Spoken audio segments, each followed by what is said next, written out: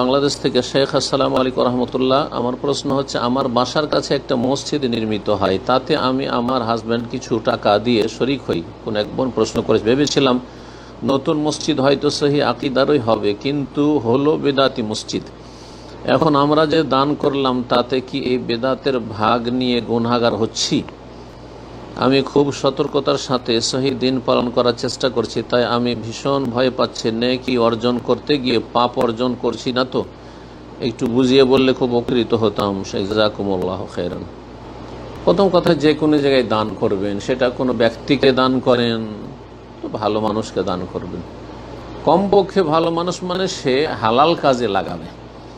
একটা লোককে দেখছেন যে সে ধূমপান করছে অথবা মদ খাচ্ছে, মদখোর, বদচরিত্র, কিন্তু সে অভাবী, গরিব, সে আপনার কাছে ভিক্ষা করছে অথবা সে অভাবী, তাকে দিয়ে দিবেন?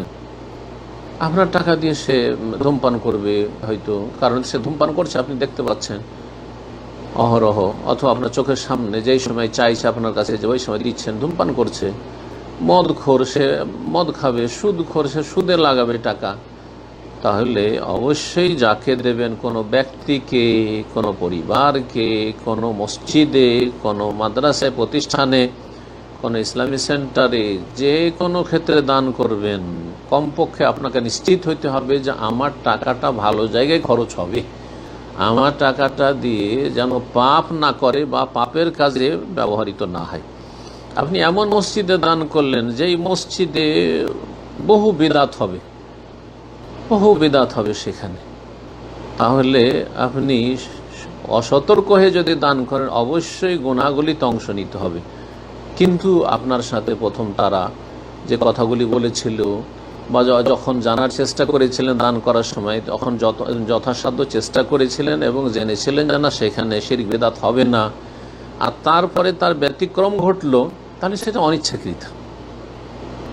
যথাসাধ্য তাহলে আপনি চেষ্টা করেছেন, কিন্তু আপনি যেখানে সেখানে দান করে দেবেন আর বলবেন যে আমি তো ভাবছিলাম যে এটা সহি আকীদার মসজিদ হবে, কিন্তু এটা বেদাতি মসজিদ হলো, ওখানে মিলাদ হচ্ছে, ওখানে শবে বরাত হচ্ছে, ওখানে সম্মিলিত মোনাজাত হচ্ছে, আরও বহু বিদআত হচ্ছে, বহু বিদআত হচ্ছে, মুসল্লিদের বেদাত বিভিন্ন রকমের। আর যেসব বিদআতগুলি হয়ে থাকে সমাজের মধ্যে, সেসব বিদআত রয়েছে। বিদআতি দোয়া, ওসিলার দোয়া, ওসিলা ধরে দোয়া করা কোনো ব্যক্তির, সমস্ত হচ্ছে। তাহলে আপনাকে এইরকম মসজিদে অথবা মাদ্রাসায়, প্রতিষ্ঠানে, যদিও নাম মাদ্রাসা, কিন্তু সেখানে বেদাতি শিক্ষা দেওয়া হবে, বেদাতের প্রচার প্রসার হচ্ছে, বেদাতের কারখানা, সেই সব জায়গায় দান করা থেকে বিরত থাকতে হবে, না হলে পাপের ভাগী হবেন আপনি। আল্লাহ যেন মাফ করেন এবং আগামীতে যেন সতর্কতা অবলম্বনে তৌফিক দান করেন।